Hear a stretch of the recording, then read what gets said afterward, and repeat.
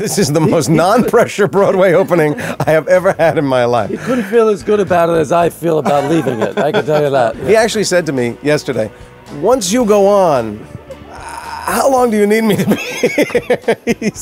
He's booked a ticket. Well, I was really excited that Jason was going to be the one taking over the part because, quite frankly, I think that Larry always thought Jason would be the original one to do the part. He never wanted to be in the play. It was never part of his plan. So it made me feel good because I felt like my writer was finally getting something that they really wanted. And then it also made me feel good because I love Jason Alexander and I've always loved him. And I think that it's just a perfect idea. I think he understands who Larry is and what Larry's trying to do, but he also brings theater chops to the party, you know, and that's huge. No, I didn't write it with him in mind, but after it was written, I was thinking of who could do it, and of course, he was #1 on the list. You know, the music that Larry writes is a music that he writes people that I know, and I've heard that music all my life, so his rhythms, but also he and Jerry taught me how to do his sense of humor. You know, when Seinfeld started, it wasn't like a slam dunk for me where I went, oh, I totally get this. And many times I would come to him and go, what? How? You know, and everything from an explanation to an actual line reading where I went, okay, no, you know, he gave me, I remember very clearly there was a thing where George was talking about he didn't have what would be the upper hand in the relationship.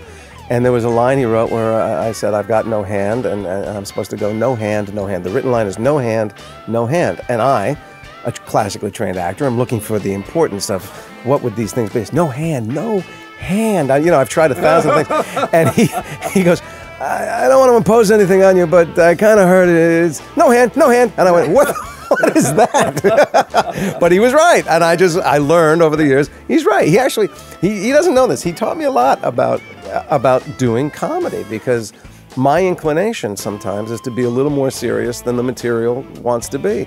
And you lose the fun and you lose the laugh. So he's been a very good teacher.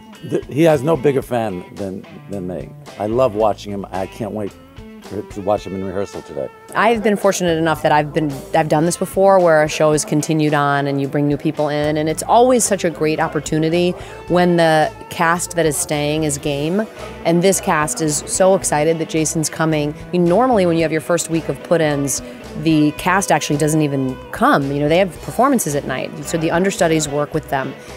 But in this case, this cast says, no, we'll be there. We want to hang out with him. We want to be there with him. So you know, it's the process is something that's really interesting and fun, and you learn a lot. And it's always better when everybody's down for it. And in this case, they are. And the other great thing is that Larry's here, and he's going to get to sit out in the house with me and be the writer that he always hoped that he was going to get to be on the play. So yeah.